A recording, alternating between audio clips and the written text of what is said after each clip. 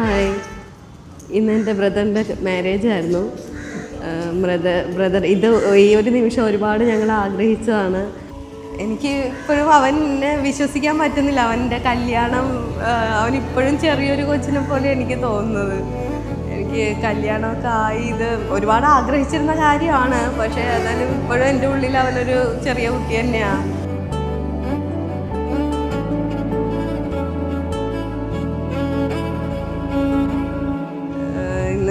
അവൻ ആ താലി കെട്ട നിമിഷത്തിലൊക്കെ നിൽക്കുമ്പോഴും ഇത്രയും വളർന്നു ഇതായി എന്നുള്ളൊരു ആ ഒരു ഇതൊക്കെ വളരെ സന്തോഷം തോന്നി.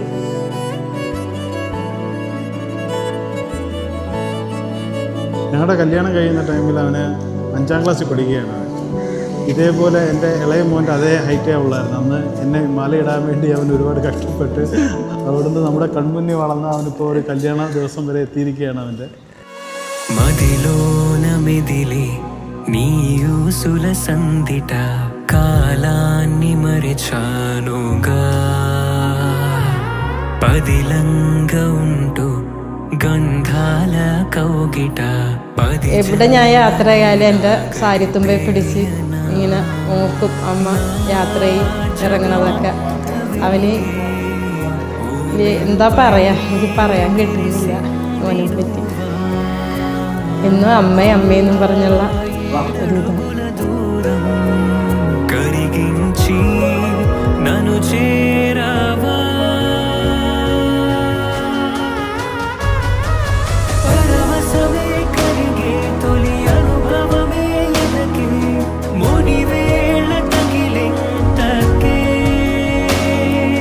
పరవశమే కరిగే తొలి అనుభవమే ఎనకే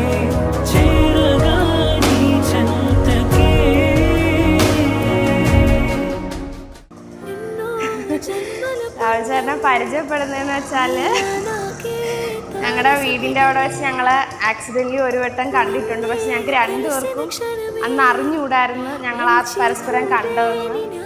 പിന്നെ ഈ ഒരു ആലോചനയൊക്കെ വന്ന് ഉറച്ചു കഴിഞ്ഞപ്പോഴാണ് ഞങ്ങൾ അറിയുന്നത്. എൻ്റെ ഒരു ഫ്രണ്ടിൻ്റെ കസിനാണ്. ഗോപികയുടെ തന്നെ കല്യാണാലോചന, നമ്മൾ ഈ കല്യാണം വരാനുള്ള കാര്യം എന്ന് പറയുന്നത് നമ്മൾ ഇതേപോലെ പെണ്ണ് അന്വേഷിച്ച് തുടങ്ങിയപ്പോൾ നമ്മൾ ചോദിച്ചു നിനക്ക് ഏത് ടൈപ്പ് ഒരു പെൺകുട്ടിയാണ് വേണ്ടത്.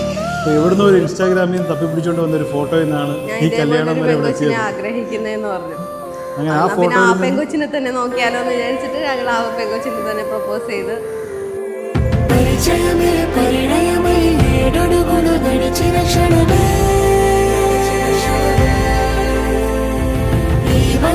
శాశ్వతమైన సంతకమే చేసాము.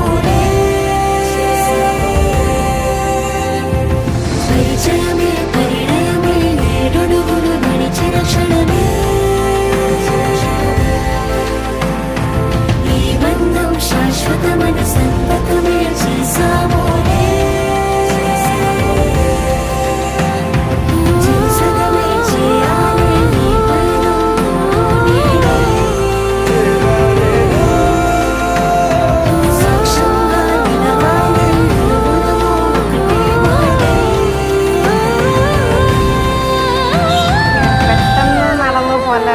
വിശ്വസിക്കാൻ വയ്യ.